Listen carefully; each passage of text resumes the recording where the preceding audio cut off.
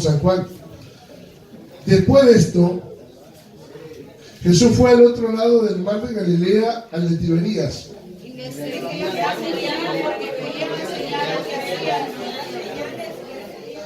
Entonces subió Jesús a un monte y se sentó allí con sus discípulos. Y cuando alzó Jesús los ojos, vio que había venido a él gran multitud. Dijo a Felipe, ¿de dónde compraremos pan para que coman estos?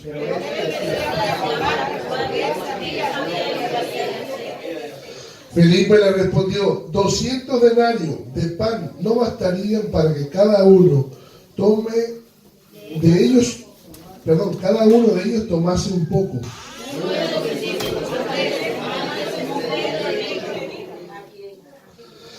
Aquí está un muchacho que tiene 5 panes de cebada y 2 pececillos más. ¿Qué es esto para tantos?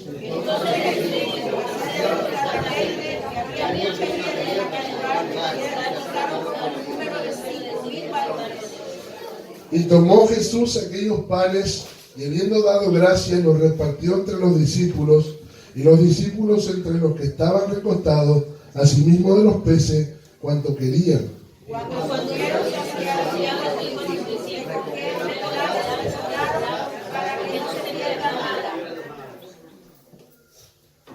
Recogieron pues y llenaron 12 cestas de pedazos, que de los 5 panes de cebada sobraron a los que habían comido.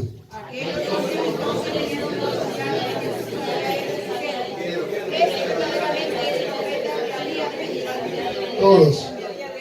Pero entendiendo Jesús que iban a venir para apoderarse de él y hacerle rey, volvió a retirarse al monte él solo. Oremos al Señor. Bendito Padre Celestial, en esta mañana invocamos tu nombre nuevamente, Señor Jesús. Ahora para pedirte que hables a través de tu santa palabra, que tu palabra corra y sea glorificada, y que tú trates en un corazón duro en esta mañana, y que obres en todos los corazones que estamos en este lugar. Necesitamos que tu palabra, Señor, tenga profundidad. Danos, Señor Jesús, el entendimiento. Revela, Señor, tu palabra en esta hora, que sea la unción de tu Espíritu Santo. En tu santo nombre, Jesús. Amén. Ahora sí, tomen asiento, dando alabanzas al que vive. Ahora en el nombre de Jesucristo. En esta hora, entramos en esta parte que es la multiplicación de los panes y los peces. Ahí tenemos una foto de hoy del mar de Tiberías. Se le llama el mar de Galilea, aunque es un lago, y donde el Señor cruza desde una parte, saliendo de Jerusalén, de donde salió de Jerusalén, retomando la lectura, y eran los días de la fiesta de la Pascua, y ahora sí se embarca hacia el otro lado del mar de Tiberías, y donde el Señor dice que le seguía una grande multitud, porque veían las señales que hacían los enfermos. Hoy también sabemos que muchos siguen al Señor por las señales que de pronto va haciendo con los enfermos. El Señor sana.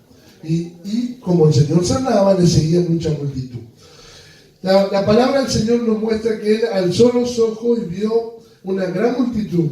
Y lo que hace es algo sorprendente, porque Él lo sabe todo. En muchas ocasiones hemos visto cuando el Señor podía ver lo que pensaban, oír lo que pensaban decir. ¿Por qué caviláis en vuestros corazones? ¿Por qué pensáis de esa manera? ¿Por qué? Que el Señor ve todas las cosas. Sin embargo, le hace esta pregunta a los discípulos. Le dice, versículo 5, discúlpenme que ando mal de la garganta todavía. Cuando alzó los ojos, vio que había venido una grande multitud. Él le dice a Felipe, ¿de dónde compraremos pan para que coman estos? Y eran 5,000 varones, muestra la Biblia. La Biblia siempre cuenta 5,000 varones sin contar niños ni mujeres. Se dice entonces que eran entre unos 12,000 los que habían seguido al Señor. Pero el Señor le hace esa pregunta a Felipe. Y lo que hace es dejarlo, entre comillas, consternado. Porque el Señor, que tiene la sabiduría y para hacer todas las cosas, pone a un hombre como usted o como yo, lo pone contra la espada y la pared, para que busque la solución a ese problema. Era buscarle la solución a algo complejo. Porque ¿de dónde iba a sacar Felipe? ¿Dónde te iban a sacar? Dinero para entonces comprar pan. La pregunta es, ¿cómo compraremos pan para todos estos? Felipe saca una cuenta en su mente y dice, aún 200 denarios no alcanzarían para darle comer un pedacito de pan a cada uno. 200 denarios, cuando usted tiene la tabla del glosario de pesos y medidas, en la Biblia es normalmente la Reina Valera, atrás tiene una tabla de pesos y medidas, que nos equipara entonces más o menos al entendimiento de que es un denario. El denario, según esa tabla de pesos y medidas, era el salario, una moneda o el jornal de un trabajador. Todo el día trabajando ganaba un denario. Así que Felipe piensa que el trabajo de 200 días de un trabajador no iba a alcanzar para dar un pedacito de pan a cada uno. Y era entonces mucho dinero. Y además de que era difícil, ¿dónde iban a comprar tanto pan también? Felipe era de Betsaida, también de ese lado del frente del mar de Galilea. Así que él conocía el pueblo y sabía dónde se vendía pan, evidentemente. Eso le pregunta el Señor a Felipe, que conoce entonces porque es de ese lado. Pero resulta que aparece en una situación. Es que en el versículo 8, uno de los discípulos, llamado Andrés, hermano de Simón, le dijo, aquí hay un muchacho que tiene 5 panes de cebada y 2 pececillos, mas ¿qué es esto para tanto? No sé de qué manera actúa Andrés, pero Andrés trae a un muchacho que tiene 5 panes y tiene 2 pececillos. Él lo que hace es traerlo al Señor. Pero él de pronto lo hace de una manera mecánica. O el Señor se lo mostró y lo hizo, pero cuando él llegó se hace una pregunta, ¿pero qué es esto para tanto? Era lo poco que entre comillas había surgido entre tanta cantidad de gente. Era muy poco. 5 panes para 5.000 varones o para 12.000 personas, por decirlo, y 2 pececillos no es nada. Ni un poquitito ni una escama le iba a llegar a cada uno. Sin embargo, Felipe hace de llegar ante el Señor con ese poquito, aunque parecía tan difícil, que pudiese hacerse algo. Hoy también podemos hacernos cierta pregunta. ¿Por qué el Señor va a ese niño, sacarle la comida, entre comillas, a ese muchacho, pedirle la comida para repartírsela a los demás? Cuando ese muchacho de pronto podríamos haber dicho, no, come tú, que ya nosotros los más grandes nos aguantamos. ¿Por qué? Entre comillas el Señor dice, bueno, tráiganlo para acá. El Señor dice que hizo recortarlos a todos sobre la hierba verde. Y eso nos hace recordar claramente una cosa. Cuando dice el salmista David, Jehová es mi pastor y nada me faltará. Sobre lugares de delicados pastos me harás recostar. Este era el pastor de pastores actuando en ese lugar. Y lo que estaba haciendo era que no le iba a faltar nada a nadie. Bueno, el Señor a ese niño, entre comillas, a ese muchacho que le trajo los 5 panes y los peces, se los pidió. Y el Señor seguramente comió más de lo que el muchacho le ha dado. Así también como el Señor pidió esas vasijas prestadas una vez y el Señor las llenó de aceite. Así como el Señor pidió un burrito para que lo dejen entrar a Jerusalén y el Señor se lo devolvió. Muchas veces parece que el Señor te pide algo que te pertenece. Sin embargo, si el Señor toma algo que tú le estás, entre comillas, dando al Señor, cuando el Señor te lo devuelve, te aseguro que el Señor te bendice el doble, el triple o el 100 por 1 y nunca se queda con nada. Nunca se queda con nada. Alabanzas al nombre de Jesucristo.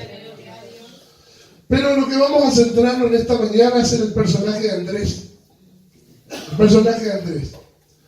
Nos vamos a centrar en él porque habían 12 discípulos, ¿no? Pero a uno de ellos se le ocurre traer a un muchacho ante el Señor para solucionar un problema de 12.000 personas. La solución de él fue traer a un muchacho que tiene 5 panes y 2 peces. Vamos a ver entonces acerca de Andrés, porque este discípulo actúa así, o qué le lleva a él traer al Señor, presentarle almas. El nombre de Andrés viene del griego Andreia, o que significa valentía o valor, y también tiene como significado varonil. Como otro nombre griego parece haber sido común entre los judíos del segundo o tercer siglo antes de Cristo. Y Andrés, el apóstol, es hijo de Jonás. Y vamos a leer para verificar su autenticidad. San Mateo 16, 17. Vamos a estudiar la Biblia en esta mañana. ¿Qué les parece? Vamos a investigar un poco acerca de este personaje, este discípulo Andrés, y qué podemos aprender de él, de su ministerio. San Mateo 16, 17. Dice entonces, para confirmar que se llama Simón el papá. Jonás el papá. Entonces le respondió Jesús: bienaventurado eres Simón, hijo de Jonás, porque no te lo reveló carne y sangre, sino mi Padre que está en los cielos. ¿De quién es hermano Andrés? De Pedro. De Pedro. Bueno, ahí confirmamos que es hijo de Jonás. Primera de Juan 1, 42, desde el versículo 40, que dice: Andrés, hermano de Simón Pedro, era uno de los que había oído a Juan y habían seguido a Jesús. Este halló primero a su hermano Simón. ¿Simón quién es? Pedro. El Señor le cambió el nombre a Simón. Se lo cambió por Pedro. Y le dijo: hemos hallado al Mesías, que traducido es el Cristo. Y le trajo a Jesús. Le trajo a Jesús. Mirándole Jesús dijo: tú eres Simón, hijo de Jonás, serás llamado Cefas, es decir, Pedro. Muy bien, Andrés el apóstol, es hijo de Jonás, es hermano de Simón Pedro. Nació en Betsaida de Galilea en el 1:44, ahí mismo, dando vuelta, y dice: y Felipe era de Betsaida, lo que les dije recién. ¿De dónde? La ciudad de Andrés y Pedro. La ciudad de Andrés y Pedro. Luego, ¿dónde vivieron los discípulos? Eran de Betsaida, pero luego, ¿a dónde se fueron como centro de operaciones? A Capernaum. ¿Y Capernaum qué era? ¿La casa de quién? De la suegra de Pedro. Estaba cerca, relativamente cerca.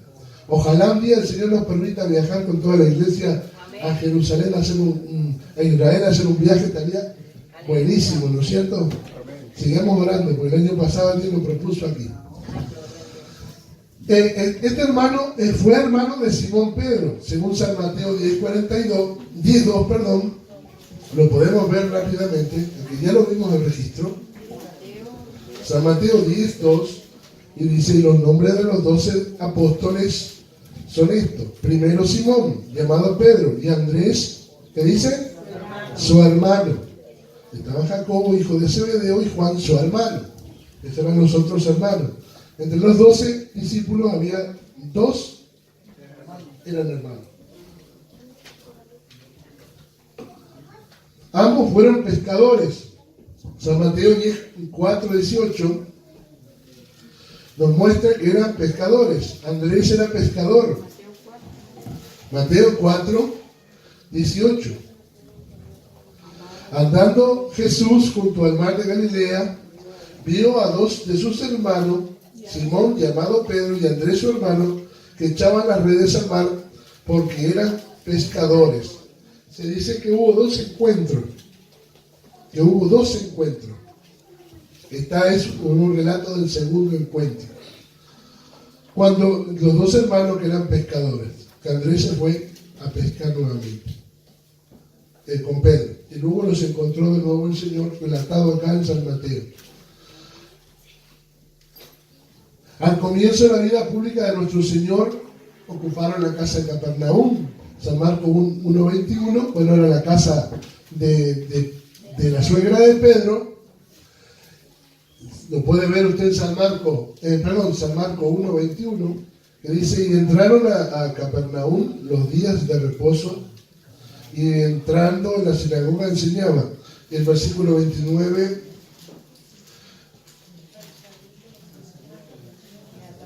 y al salir de la sinagoga vinieron a casa de Simón y Andrés con Jacobo y Juan. Bueno, y la suegra, ahí está, y la suegra de Simón estaba acostada con fiebre. Muy bien, muy bien. Andrés fue discípulo de quién? De Juan el Bautista. Según San Juan 1:35, lo repasamos con la Biblia.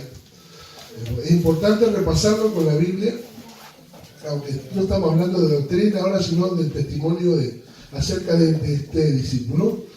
San Juan 1:35 dice: al día siguiente otra vez estaba Juan con sus dos discípulos.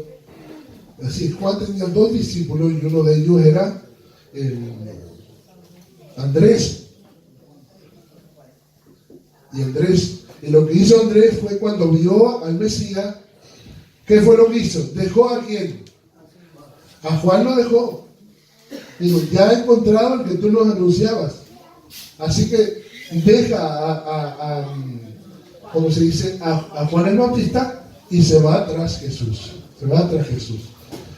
Andrés fue inmediatamente que reconoció a Jesús como el Mesías, se apresuró a introducirlo ante su hermano. San Juan 1:41, volvemos ahí, y halló primero a su hermano Simón. Quiere decir que también buscó a otros. Cuando dice halló primero a su hermano Simón, quiere decir que también, ¿qué hizo Andrés? Buscó a otros para anunciar que es este que habían hallado era el Mesías. Entonces vamos descubriendo entonces acerca del ministerio que tiene este apóstol. Este apóstol tiene esa característica de anunciar acerca de Cristo, de mostrar dónde se encuentra Cristo y de llevar las almas a Jesucristo. Cosa que, entre comillas, hoy todos quieren tener el micrófono. Es importante de pronto dar un mensaje y utilizar un micrófono. El micrófono no es el Evangelio. No es el Evangelio. El púlpito es una similitud de cuando Esdras habló la ley allá y le leyó en la reconstrucción de Jerusalén y del nuevo templo, reconstruido el púlpito. Hizo un púlpito de madera y leyó la ley desde el púlpito. No aparece esta figura en otra parte, sino que aparece ahí. El altar es una figura entonces de traer a los pies de Cristo los pecados y tal. La pregunta es, ¿para qué lado está el Señor en este lugar? ¿Para allá o para acá? Porque a veces hay hermanos que no oran dando la espalda al altar porque la diócesis está aquí. No. El templo somos nosotros. Somos nosotros el templo del Espíritu Santo. Lo que quiero decirle, hermanos, con esto. Andrés inmediatamente reconoció a Jesús como el Mesías, y lo que hizo fue traer almas a Cristo. Almas a Cristo. Ya cuando lo vea en la grabación me acordaré. ¿Cuál es el ministerio entonces de Andrés? Traer almas a Cristo. Traer almas a Cristo. Es el ministerio de Andrés. Fue el primero en conocer al Maestro, pues era discípulo de Juan el Bautista. Lo leímos recién. El que trajo a Pedro fue Andrés. Segundo, es Andrés el que trae a un muchacho a Jesús. O sea, cuando hay esa grande multitud y nadie sabe qué hacer, es Andrés el que trae a un muchacho para presentárselo a Jesús. Tiene ahí un muchacho que tiene 5 panes y 2 peces, pero más ¿qué es esto para tantos? Pero el Señor dice, tranquilo, ya no te preocupes. A veces nosotros también tenemos una pregunta así, porque traemos a almas, de pronto traemos a alguien para Cristo y le decimos, mire Señor, lo traje al culto, lo traje a la iglesia, mire, acá está al lado mío, pero ¿vas a poder hacer algo con esta persona? Mira, ni signo de vida da, nada. No sé para qué lo traje.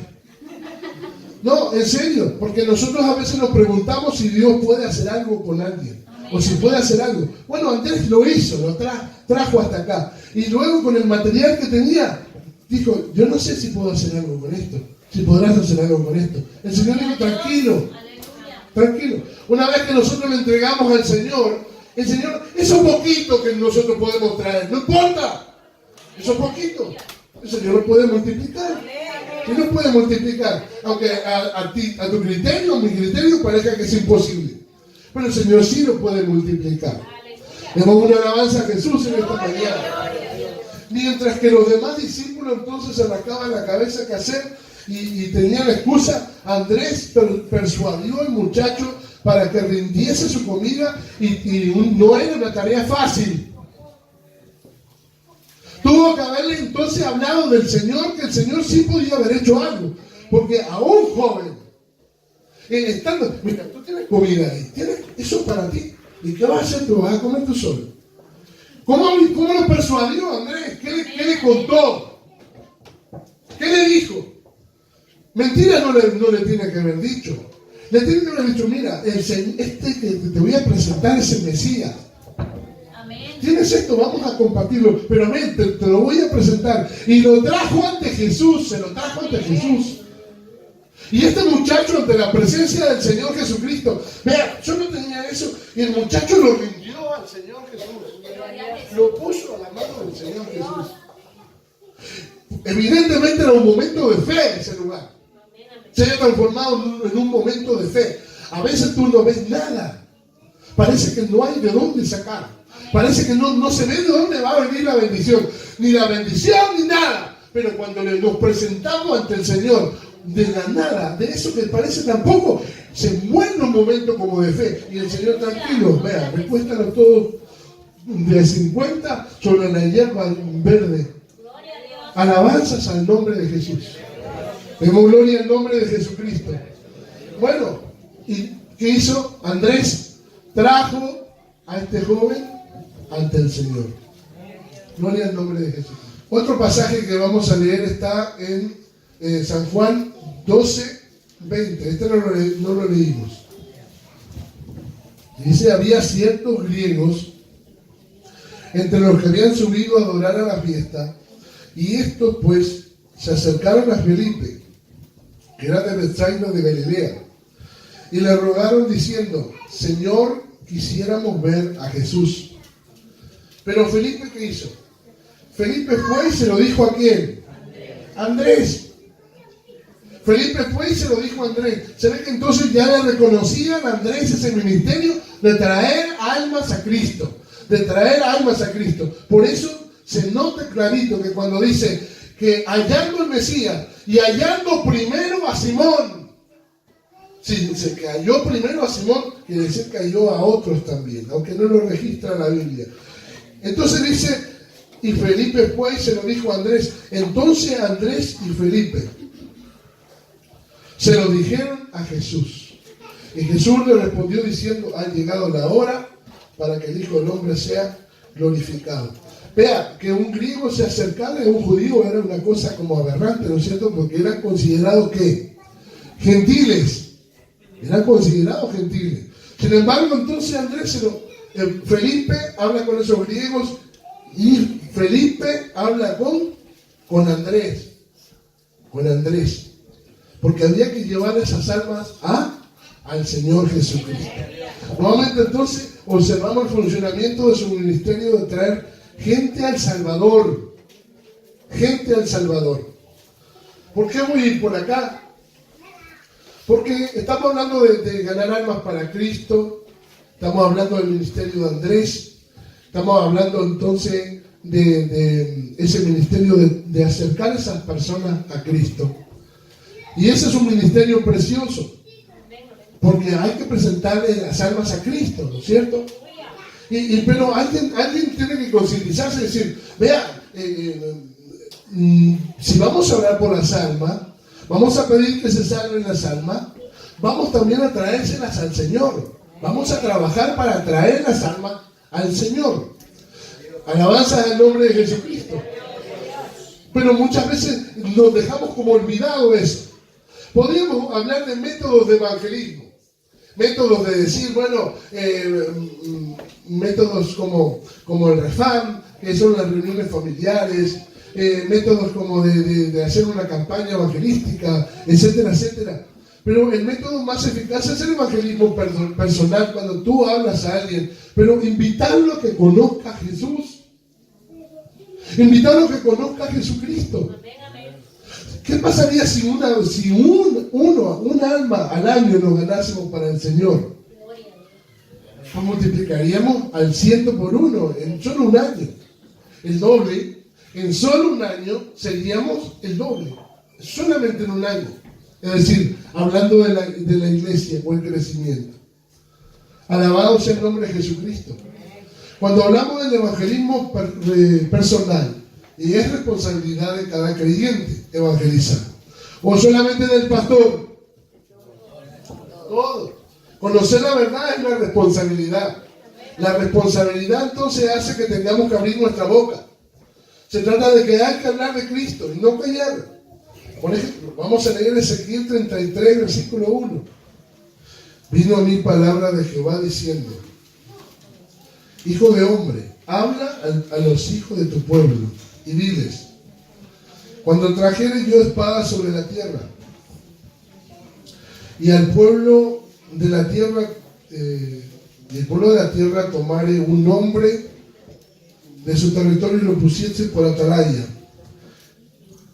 Dice, y él viene venir la espada sobre la tierra, y tocare trompeta y avisar al pueblo. Cualquiera que oyere el sonido de la trompeta y no se apercibiere, viniendo la espada y lo hiriere, su sangre será sobre su cabeza. ¿Qué significa esto? Que si usted predica la palabra y a usted no le cree, entonces usted se exonera de responsabilidad. ¿Sí me entendió? Porque si usted está con alguien que sí, que no conoce de Cristo, que no conoce del Señor y que no conoce nada, pero usted no habla la palabra del Señor, cuando viniera entonces el problema, y si esa persona nunca escuchó porque tú no le hablaste, ¿quién es responsable? ¿Quién es responsable?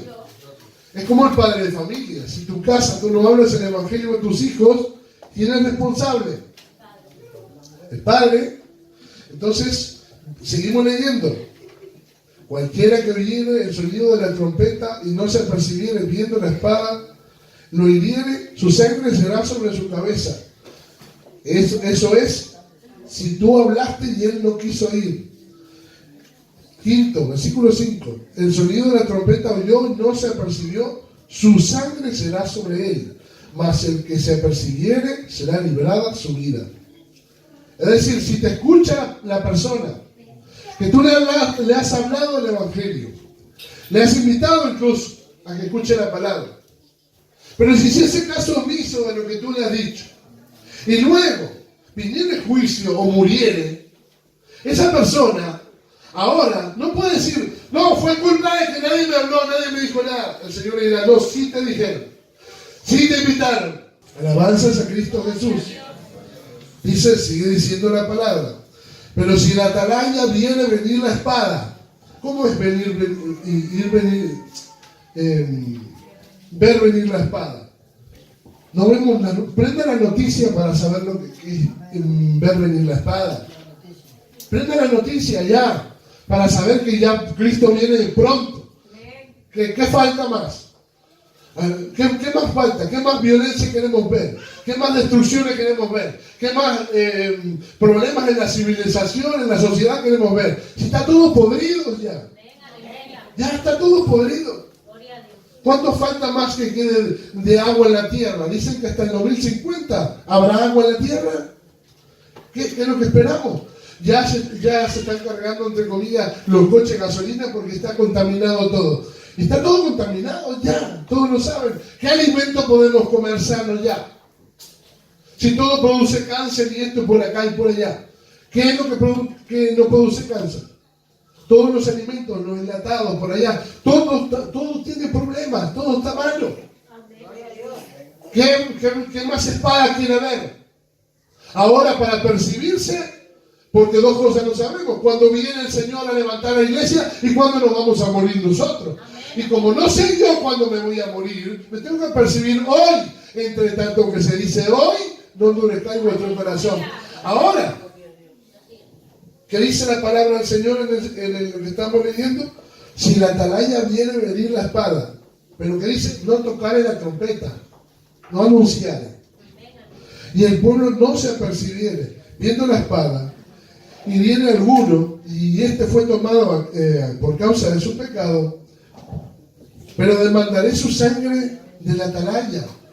Dice que este será tomado por causa del pecado de él mismo. Pero igual el Señor demandará su sangre ¿a quién? A la atalaya que nos habló. ¿Qué es una atalaya? Una atalaya es el vigía que estaba en la torre. El atalaya es el vigía que estaba en la torre. Es el que tenía que estar vigilante para dar la voz de alerta cuando venían a robar, cuando venían los piratas, etcétera, cuando venían a destruir la ciudad. Entonces tenía que dar la voz de alerta. ¿Y cómo hacía? Hacía sonar la trompeta, hacía fuego, hacía humo, para que entonces le vieran de la ciudad, le escucharan de la ciudad. No podía ser ciego, no podía ser sordo, no podía ser mudo, pero no se podía dormir. Aleluya, qué silencio. Entonces, el atalaya no se percibió, pero dice que el Señor le demandaría la sangre, aunque el otro murió por causa de su pecado. Pero igual el Señor le diría, murió por su pecado, pero tú no le apercibiste a él. Su sangre demandó de tu mano. Alabanzas a Cristo Jesús. Demos gloria al nombre de Jesús. ¿Cuántas veces has estado al lado de alguien y has pensado, hasta has tenido vergüenza de hablar del Evangelio? Más vergüenza es el pecado. Más vergüenza es pecar contra Dios. Eso sí es vergüenza. Pero hablar del Evangelio, hablar de Cristo, o como estás en un lugar, en una cafetería, y te vas a tomar un café y te da hasta vergüenza hablar ahí en la cafetería, para que no te vean que eres cristiano. Ya algunos, bueno, la Biblia no la tienen en la Biblia. Bueno, andar con la Biblia no dice nada, pero entre comillas. Ya a algunos ni siquiera se les nota. Venimos al culto, pero no se nota si somos cristianos o no. Proverbio 24:11. Vamos a leer la palabra del Señor. Léelo, hermana Marisol. Libra a los que son librados, libra a los que son llevados a la muerte. Salva a los que están en peligro de muerte. Entonces también. El 12. Porque si dijeres ciertamente, no los supimos. ¿Acaso no lo entenderás el que pesa los corazones, el que mira por tu alma, él lo conocerá y lo dará al hombre según sus obras. Y dará al hombre según sus obras. Muy bien. Dice, libra a los que son llevados a la muerte, salva a los que están en peligro. Porque si dijeres, ciertamente no lo supimos, ¿acaso no lo entenderán que pesan los corazones? ¿Qué deber tenemos entonces nosotros? Pues predicar el Evangelio. Amén. Tenemos que predicar el Evangelio a toda criatura. Y no predicar entonces vanidades ilusorias. No podemos predicar. Es verdad que estamos dentro de la multiplicación de los panes y los peces. Pero hay un abuso de esta predicación. ¿Para qué? Para la multiplicación entonces de los panes y los peces en la tierra. Hay un evangelio en la prosperidad. Está basado en estos pasajes. Estos pasajes donde entre comillas el Señor multiplica, son utilizados para hablar de la prosperidad, para hablar del éxito, para hablar entonces en esa faceta. Y no se centra entonces en la salvación de las almas, sino que se centra en el éxito personal. Se centra entonces en la riqueza, que no te falte el dinero, o de alcanzar un estatus siendo un líder. ¿Sí me entienden, hermano? Es decir, yo no quiero desvirtuar que la multiplicación de los panes y los peces no sea verdad y no se pueda dar. Dios te puede bendecir mucho a ti. Y lo que emprendas te puede salir bien, pero no puedes sacar del foco que esa misma multitud que le siguió el Señor, luego, al otro día que le siguieron y que Él los alimentó, Él endureció el mensaje y se les fueron todos, porque el Señor se dio cuenta que le seguían solo por los beneficios del Evangelio. No se trata de no recibir beneficios del Evangelio. No quiero que usted rechace tampoco recibir beneficios del Evangelio. Sí, por la fe vivimos. Claro que vivimos de la multiplicación de los panes y los peces. Comemos de lo que el Señor nos da. Pero no podemos perder el rumbo. En este punto que aparece la multiplicación de los panes y los peces, que aparezca Andrés con ese muchacho es significativo. Porque el Señor, que tuvo compasión mirando a las multitudes, y que en un pasaje que dice que vio que era como ovejas que no tenían pastor, ahora aparece también la figura de Andrés, mirando entonces entre 12,000 personas, un muchacho, uno solo. El valor de un alma para traerla para Cristo puede de pronto traer una bendición para todos los demás. Uno solo que traigamos acá. Que entre comillas parece que no tiene nada, un muchacho con 2 panes, 5 peces, 5 panes y 2 peces, que parece nada. Luego puede ser una bendición para una grande multitud. De aquí el Señor puede levantar predicadores. De los que tiene la hermana Carmelita, ella pueden ser grandes predicadores. Usted mismo puede ser un gran predicador para ganar almas para Cristo. De pronto yo le predico acá a ustedes, son 50, 60, 70, a veces 80, pero entre ustedes mismos podrá haber alguno que le predique a 1000 un día. Puede ser, pero no podemos entonces salir de esto. Si nosotros no abrimos la boca y no predicamos la palabra del Señor, no podemos ser entonces vasos útiles. Nos cuesta sentir la presencia de Dios, es porque no hablan mucho de Cristo.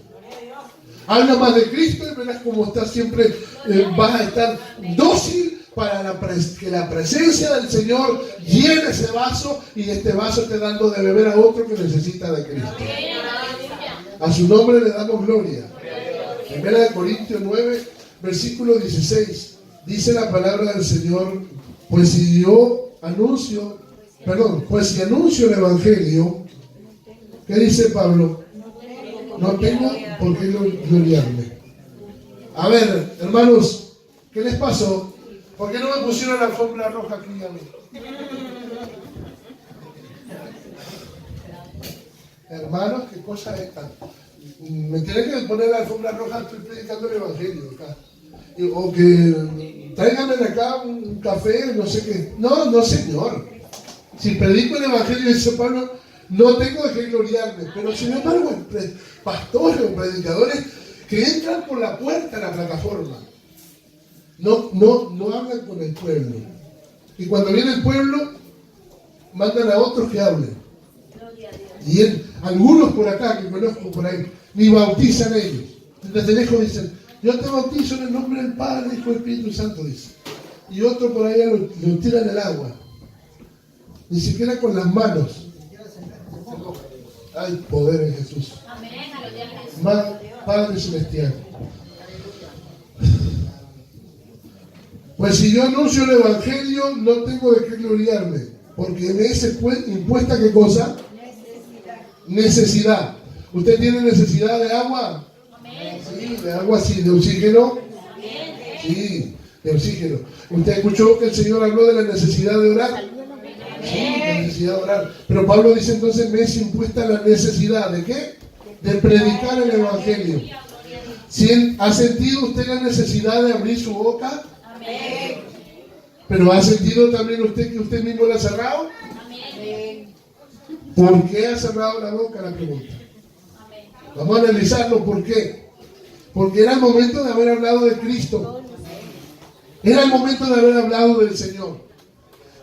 Y sabes que el Señor te pone poder decirle algo a alguien. Y tú piensas en tu vida, dices, qué vergüenza, me considera un ser inferior. ¿Por qué te vas a considerar un ser inferior, una persona menos, si el Señor te dio el mensaje más grande? El mensaje, dice que irán dando y llorando el que lleva la preciosa semilla, y volverá a venir con gavillas y con bendición, pero aunque andes llorando, llevamos la preciosa semilla. Alabanza al nombre de Jesús. Demos gloria al nombre de Jesús. Pero no puede ser que dejemos pasar la oportunidad y una persona se muera sin Cristo por no hablar del Evangelio. Y yo se lo he dicho una vez esto hace unos años y se lo volví a decir hoy también. Porque no me olvido más. Por no hablarle la palabra de Dios. Y el Señor me lo ponía para hablarle. Y yo no veía el rostro de él y sabía que tenía que hablarle. Pero había que vencerlo entonces una especie de cáscara de huevo, una especie de membrana, algo que nos separaba. No sé si era, la falta de autoestima, no sé, falta de creer en el Señor Jesucristo, de salir de la conformidad, no sé. Pero de pronto hoy mismo tú tienes que hablarle a alguien o decirle algo a alguien y no se lo dices, pues no se lo has dicho porque para no pasar vergüenza o para que no tenga un concepto erróneo de ti. Alabanza al nombre de Jesucristo. Tenemos que hablar el Evangelio. Tenemos que predicar la verdad. La gente se muere sin Cristo y la misión de la iglesia no es venir y ser cultos nomás. Es ir y predicar el Evangelio a toda criatura. Y en España, que dicen que son duros de corazón, y lo sabemos, ¿no es cierto? Pero necesitan de Jesucristo. Necesitan de Jesús. Yo no sé si alguien aquí siente como Andrés el deseo de traer almas a Jesús, de presentárselos a Él y después que resuelva el problema. No piense que vas a traerle una persona arreglada, que lo vas a traer ya arreglado su matrimonio, lo vas a traer libre de drogas, libre de problemas. No, traemos gente problemática. La gente que traemos a Jesús son enfermos. Son gente con matrimonios rotos. Son gente desechada. Eso es lo que traemos a Jesús. Y Jesús restaura a esa gente. Y la hace miembro de la iglesia. Y lo sana. Y lo restaura. Y luego ese vuelve a traer a un alma. Y luego cuando tú estás restaurado, piensas que tienes que traer a alguien que esté bien, que se encuentre sano, que no va a armar problemas. Acaba de entrar la gente más necesitada. Jesús dijo, los sanos no tienen necesidad de médico. Pero pensamos que vamos a traer a Jesús y nosotros vamos a arreglar el problema a esa persona. Es Jesús el que le va a arreglar la vida y lo va a salvar. Pero hay que traerlo a Jesús. Hay que hacerlo venga, que escuche la palabra. Escucha que la palabra es viva, eficaz, eficiente, es espíritu y es vida. ¿Cuántos testimonios habría aquí si levantase con la mano de no hablar de Cristo? Pero ojalá lo superemos con testimonios diciendo, sí, le hablé de Cristo a 1, a 2, a 3, a 10, a 50, a 60, a todos los que pude. Por eso Pablo dice, me es impuesta necesidad, porque él fue perseguidor de la iglesia. Él mandaba encarcelar a los hermanos. Él de pronto mandaba matar a los hermanos. Él los golpeaba, les arrancaba el pelo, los escupía. Y ahora él está desesperado para ganar almas para Cristo. Él está desesperado por ganar almas para Cristo. Se siente deudor, aunque nunca podemos pagar algo que es gratis, la salvación. No se puede pagar un regalo. Pero Pablo se sentía deudor.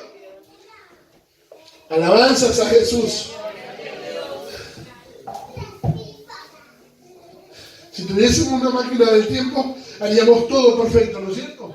Pero no podemos volver atrás, sino que tenemos que aprovechar el tiempo hoy. Hoy tenemos que aprovechar el tiempo. Y hay que hablar del Evangelio cuando tenemos vida, cuando tenemos fuerza, cuando tenemos salud. A su nombre le damos gloria. Primera de Corintios 9, estamos leyendo del versículo 16, y dice, porque es mi supuesta necesidad, y Pablo dice, ay de mí si no anunciar el Evangelio, ay de mí si no anunciar el Evangelio, ay de mí. Entonces Pablo utiliza algo que nos puede servir a nosotros, porque no siempre tenemos el mismo estado emocional. No siempre tenemos el mismo estado emocional. Versículo 17 dice, por lo cual si lo hago de buena gana, de buena voluntad, recompensa tendré. Pero si de mala voluntad, quiere decir que también de mala voluntad lo pudo haber hecho él también, la comisión me ha sido encomendada. Tenemos los dos polos para apoyarnos. Si lo hago de buena voluntad, hermanos, vamos a evangelizar. Todos los que tengan buena voluntad vengan. Bueno, de pronto viene 1, 2, 3, 4, 5, 10, un día coincidimos, venimos todos. O después decimos, bueno, vengan a evangelizar. Y todos decimos, no tengo voluntad, hermano. Si lo hacemos de mala voluntad, la comisión no ha sido encomendada. Así que vámonos a evangelizar y apoyémonos por lo menos en el segundo punto. Vamos, aunque sea de mala voluntad, pero cumplamos. Demos gloria al nombre de Jesús. Entonces Pablo dice, si lo hago de buena voluntad, recompensa tendré. Y si lo hago de mala voluntad, la comisión no ha sido encomendada. Alabanzas a Jesús. ¿Cuál es mi galardón? Que predicando el Evangelio presente gratuitamente el Evangelio de Cristo para no abusar de mi derecho en el Evangelio. Ya lo pueden leer hasta el versículo 27 en casa. Santiago 5, 19 al 20.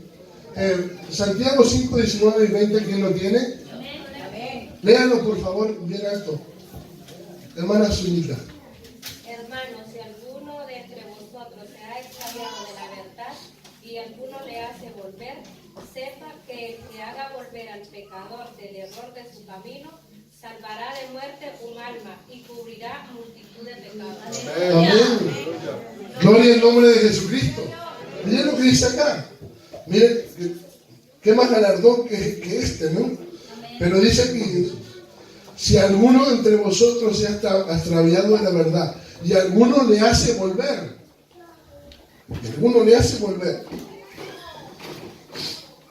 sepa que el que haga volver al pecador del error de su camino, salvará de muerte un alma, y que dice, y cubrirá multitud de pecados.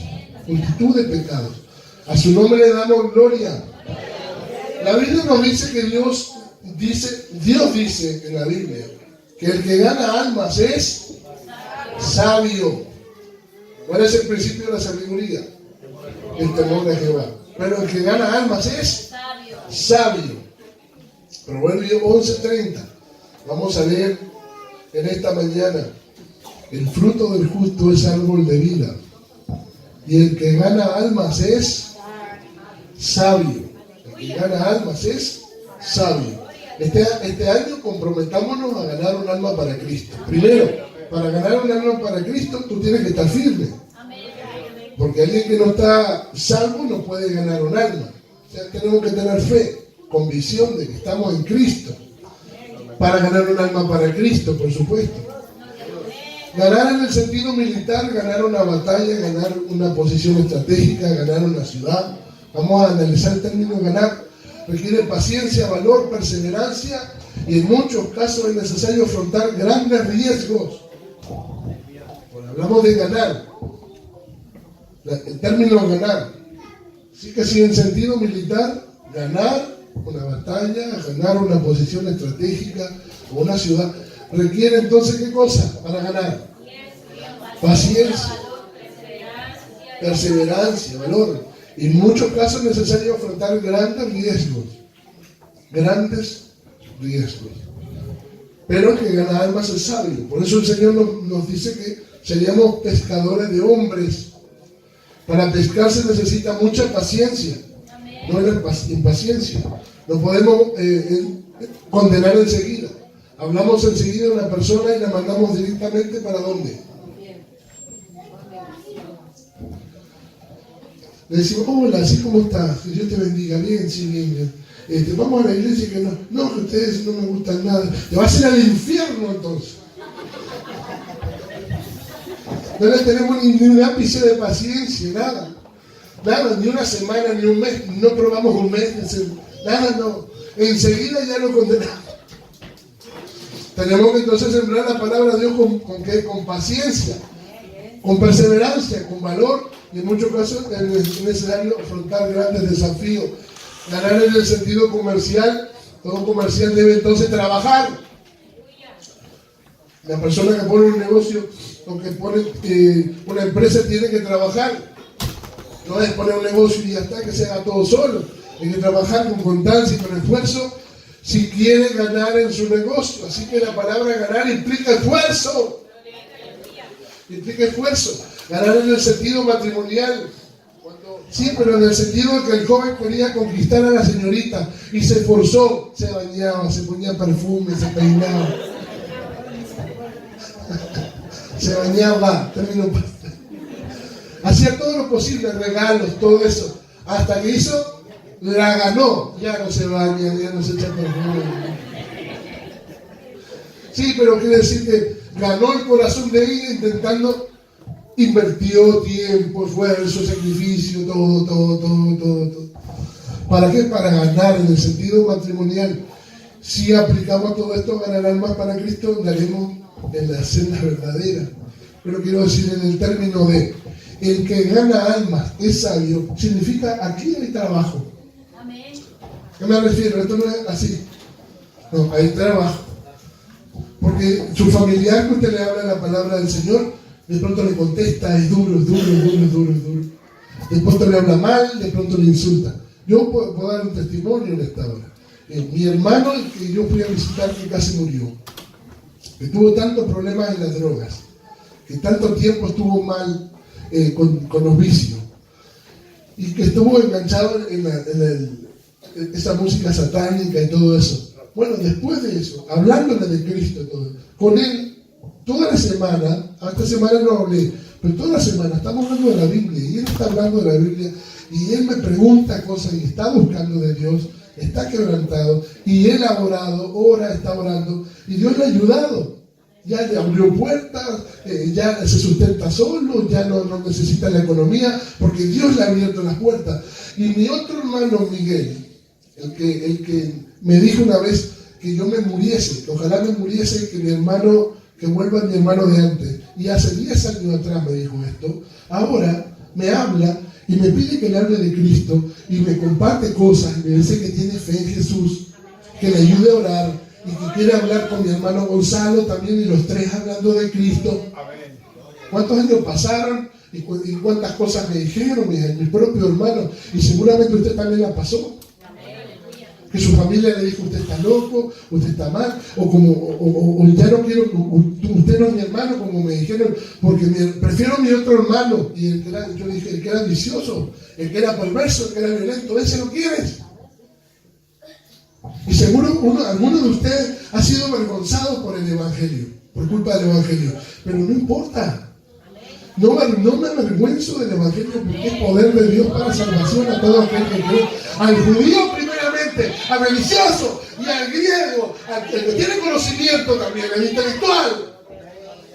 Saben que nuestras familias van a conocer de Jesús, pero hay que ganar almas para Cristo. El que gana almas es sabio. Si le pedimos al Señor en este año hacer un voto, que nos dé un alma para Él. Si uno el tercer galardón que el Señor nos dará como recompensa, aunque el galardón principal es la salvación, el primero es la corona incorruptible, dice la palabra de Dios, la corona incorruptible de gloria. El segundo es la corona de vida, y el tercero es la corona de los que ganan almas. No está aquí, creo, no lo puse. El tercer galardón está en 1 Tesalonicenses 2:19, hablando de los 5 galardones que un día di la enseñanza, para recordar. El primer galardón es la corona incorruptible, segundo galardón es la corona de vida, tercer galardón es la corona del que gana almas para Cristo. El cuarto galardón es la corona para los pastores, corona de gloria. Y el quinto galardón, entonces, la corona de los mártires. Aparecen estos registros en la Biblia. El tercer galardón en 1 Tesalonicenses 2:19. Dice pues, ¿cuál es nuestra esperanza, gozo o corona de que me gloríe? Y Pablo dice, ¿no lo sois vosotros delante de nuestro Señor Jesucristo en su venida? Vosotros sois nuestra gloria y nuestro gozo. Y se dice, cada alma que ganamos, se dice, es una perlita para la corona. ¿Cuántas almas vamos a ganar para Cristo en este año? ¿Cuántas almas? ¿De qué manera lo vamos a hacer? ¿De qué manera vamos a recibir el galardón? Para decir cómo terminó Andrés. Y no quiere usted que usted sufra de cómo va a ser su vida. Andrés predica en Capadocia, predica en Galacia y en Bitinia. Esto es Turquía, todo es Turquía. Luego en la tierra de los antropófagos, estos son los animales que comen carne, es decir, humana, eran los leones y fieras salvajes.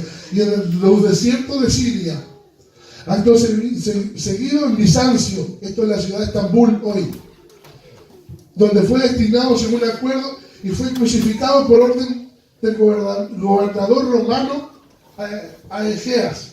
Cuenta que fue atado y no fue clavado en la cruz, por lo cual se dice que la cruz de Andrés es así. No es así, sino así. A la cruz, que parece un signo de multiplicar antiguo, se le llama la cruz de Andrés, y popularmente conocida por la cruz de Andrés. Fue martirizado, murió como mártir. Así que yo le voy a decir a usted, no sé cómo sea el final de cada uno de nosotros, pero el que da las recompensas es el Señor Jesús. Y las recompensas son eternas. Y el que mira por los intereses del Señor tendrá honra. El que gana alma es sabio. Haga un compromiso en esta mañana para ganar un alma para Cristo.